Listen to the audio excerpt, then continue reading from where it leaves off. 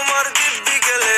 আমি বড় শান্ত ছেলে, দেখছি তোমায় সুযোগ পেলে, শুনে বুঝি বিষম খেলে, পড়ে গেছি ইস্কেতে।